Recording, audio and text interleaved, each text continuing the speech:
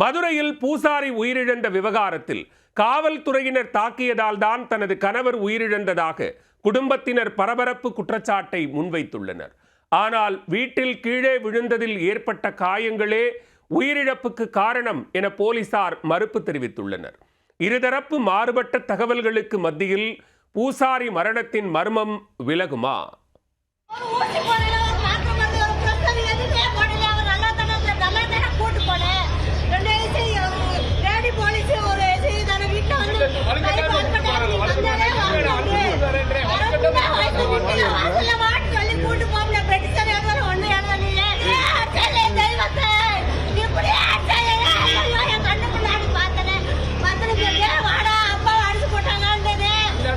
என் கணவரை அடித்துக் கொன்றுவிட்டு கீழே விழுந்து இறந்ததாக போலீஸ் பொய் சொல்கிறது என கணவரின் உடலை பார்த்து பிணவரை தரையில் அடித்துக் கொண்டு கதறிய மனைவியின் குற்றச்சாட்டு ஒருபுறம்.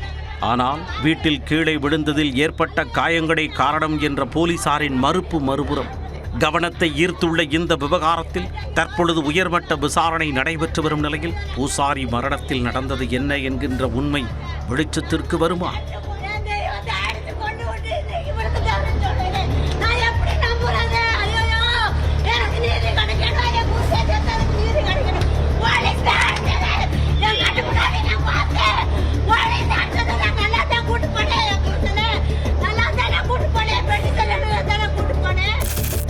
மதுரை அனுப்பானடியைச் சேர்ந்தவர் 55 வயதான பூசாரி பரமசிவம். கடந்த ஜூலை 17ஆம் தேதி இரவு வாகனம் நிறுத்துவது தொடர்பாக பரமசிவத்திற்கும் அவரது அண்டை வீட்டாருக்கும் இடையே தகராறு ஏற்பட்டுள்ளது.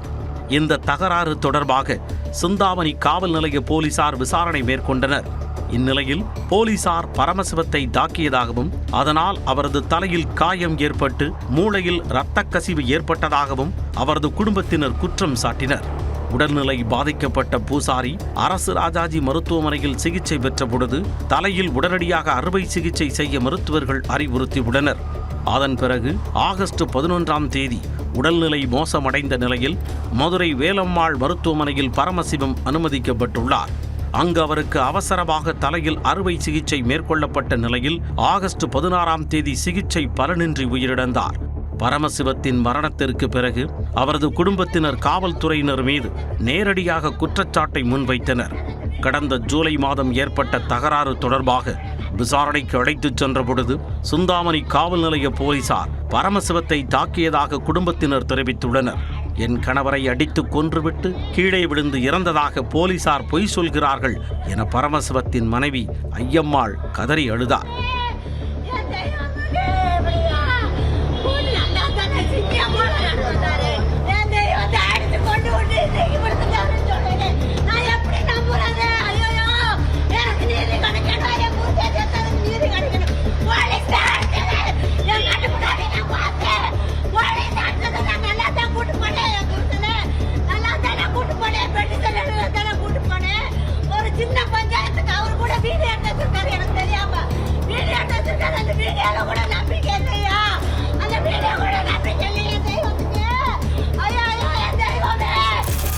பிணவரையில் கணவரின் உடலை பார்த்து கதறிய அவர் காவல்துறையினர் தாக்கியதே தனது கணவரின் மரணத்திற்கு காரணம் என குற்றம் சாட்டினார். மேலும் காவல்துறை அதிகாரிகள் மீது வழக்கு பதிவு செய்து உரிய நடவடிக்கை எடுக்கும் வரை தனது கணவரின் உடலை வாங்கப் போவதில்லை என குடும்பத்தினர் தெரிவித்துள்ளனர். போலீஸ் தவிர யாருமே அடிக்கல. அவர் இந்த அளவுக்கு விழுந்தா கூட எந்திரிக்க மாட்டாரு. அவர் இந்த அளவுக்கு விழுகல. இந்த வரைக்கும் நான் எந்த ட்ரீட்மெண்ட் அவருக்கு எடுக்கலையே, எந்த இதுமே எடுக்கலையே. அவருக்கு நான் ட்ரீட்மெண்ட் ஒரு பிரஷரோ ஒரு சுகரோ எதுவுமே இல்லையே. அவருக்கு போலீஸ் தான் காரணம்.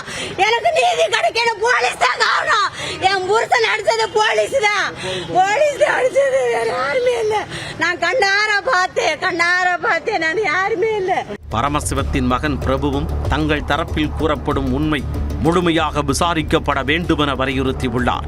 காவல் நிலையத்தில் இருந்த சிசிடிவி காட்சிகள் இல்லை என போலீசார் கூறுவதாகவும் குடும்பத்தினர் கேள்வி எழுப்பியுள்ளனர். போய் அங்க போய் பாக்குறேன், கேமரா ஒரு கேமரா இல்ல. ஆனா நான் பார்த்த இடத்துல கேமரா இருந்துச்சு. அதே இடத்துல நான் சொன்னேன், ஆமா சுவச்சு எத்தனை எல்லாமே அங்க இருந்தா எல்லாமே மொத்தம் 4 போலீஸுமே அடிச்சேன். நான் கண்ணார பார்த்தேன். 2 பேர் டிஷர்ட்ல இருந்தாங்க, 2 பேர் யூனிஃபார்ம்ல இருந்தாங்க. நேரில் கூட கிடைச்சா நான் காமிக்கிறேன். அது போக உள்ள எஸ்ஐசார் இன்ஸ்பெக்டர் எல்லாமே இருந்தாங்க. நின்று அடிக்கப்பட்டாங்க. ஒருத்தர் பேர் பாஸ்கர், இன்ஸ்பெக்டர் பேர் பாஸ்கர். இன்னொருத்தர் வந்து அடிச்சவர் பேர் வந்து ஜெயக்குமார் போல அவரு. அடுத்து இன்னொருத்தர் பேர் ஆனந்த், இன்னொருத்தர் பேர் கந்தசாமி, இன்னொருத்தர் பேர் கண்ணே. எல்லாத்தையும் நேரில் காமிச்சா கூட நான் அடையாளம் காமிப்பேன். ஆனா இதுக்கு உண்டான எனக்கு நீதி வேணும். வேற ஒண்ணுமே வேணாம். காசு பண்ண சொத்து சுகம் எதுவுமே வேணாம். எங்க அப்பா அஸ்திவாரமே இல்லை எனக்கு வேற இந்த நடவடிக்கை மறுபடியும் மேலும் எடுக்கணும்னு கேட்கிறேன். வேற ஒண்ணுமே கேட்கல. இந்த இது கரெக்டான உத்தரவு எனக்கு வரணும். இது வரைக்கும் மேடம் போலீஸ் தரப்புல எங்க அப்பா கடைசி சந்திப்பு எங்க அப்பா இருக்கணும். மரணமே எங்க அப்பா இருக்கணும். மதுரைக்குள்ள நடந்த சம்பவம் மதுரை சம்பவமே எங்க அப்பா இருக்கணும். இதுக்கு அடுத்து வேற எதுவுமே நடக்கக்கூடாது. ஒரே ஒரு கோரிக்கை, இந்த சம்பவத்துக்கு போலீஸ்காரன் தான் முழுக்க காரணம். நீ எங்க போனாலும் சொல்லுவே, நான் உயிரை கூட கொடுக்குறேன், நான் ரெடி. ஆனா ஃபுல்லா காரணமே இவர் தான், போலீஸ்காரங்க மட்டும் தான், வேற யாருமே இல்ல. முன்னதாக பரமசிவத்தின் குடும்பத்தினர் உயர்நீதிமன்ற மதுரை கிளையை நாடினர். காவல்துறையினர் தாக்கியதால் தான் பரமசிவம் உயிரிழந்தாரா என்பதை உரிய முறையில் விசாரிக்க வேண்டுமென அவர்கள் கோரிக்கை வைத்தனர். இந்த வழக்கை விசாரித்த உயர்நீதிமன்றம் மாவட்ட நீதிபதி மேற்பார்வையில் உடற்கூறாய்வு நடத்த உத்தரவிட்டது. அதன்படி மதுரை அரசு ராஜாஜி மருத்துவமனை பிணவரையில் நீதித்துறை நடுவர் முன்னிலையில் பரமசிவத்தின் உடல் தொடர்பான உடற்கூறாய்வு விசாரணை நடைபெற்றது. இதற்கிடையே பரமசிவத்தின் குடும்பத்தினர் கூறும் குற்றச்சாட்டை மதுரை மாநகர காவல்துறை மறுத்துள்ளது. பரமசிவம் வீட்டில் தற்செயலாக கீழே விழுந்ததில் தலையில் காயம் ஏற்பட்டதாகவும் அந்த காயத்திற்கு சிகிச்சை பெற்ற நிலையில் அவர் உயிரிழந்ததாகவும் போலீசார் தெரிவித்துள்ளனர். மேலும் காவல்துறை நடவடிக்கை தேவையில்லை என பரமசிவமே தெரிவித்ததாகவும் போலீசார் கூறியுள்ளனர். பரமசிவம் வீட்டில் கீழே விழுந்த சம்பவம் தொடர்பாக அவரது குடும்பத்தினர் அளித்த புகாரின் அடிப்படையில் வருவாய் கோட்டாட்சியர் விசாரணை மேற்கொண்டதாகவும் காவல்துறை தெரிவித்துள்ளது. அதேபோல் உயர்நீதிமன்ற உத்தரவின் அடிப்படையிலேயே தற்பொழுது உடற்கூறாய்வு நடைபெறுவதாகவும் போலீசார் விளக்கமளித்துள்ளனர். உடற்கூறாய்வு மற்றும் மாவட்ட நீதிபதியின் அறிக்கை கிடைத்த பிறகு அதன் அடிப்படையில் அடுத்த கட்ட நடவடிக்கை மேற்கொள்ளப்படும் என்றும் காவல்துறை தெரிவித்துள்ளது. இதனிடையே பூசாரி பரமசிவம் உயிரிழந்த விவகாரத்தில் காவல்துறை பொய்யான அறிக்கை வெளியிட்டது தொடர்பாக மாவட்ட நீதிபதியிடம் குடும்பத்தினர் முறையிட்டனர். தன்னுடைய விசாரணையின் அடிப்படையிலேயே அடுத்த கட்ட நடவடிக்கைகள் இருக்கும் என நீதிபதி தெரிவித்ததைத் தொடர்ந்து உடலை பெற குடும்பத்தினர் சம்மதம் தெரிவித்துள்ளனர். ஒருபுறம் போலீசார் தாக்கியதால் தான் தனது கணவர் உயிரிழந்தார் என கண்ணீருடன் கதறும் குடும்பத்தினர், மறுபுறம் வீட்டில் கீழே விழுந்ததில் ஏற்பட்ட தலைக்காயமே மரணத்திற்கு காரணம் என மறுக்கும் காவல்துறை.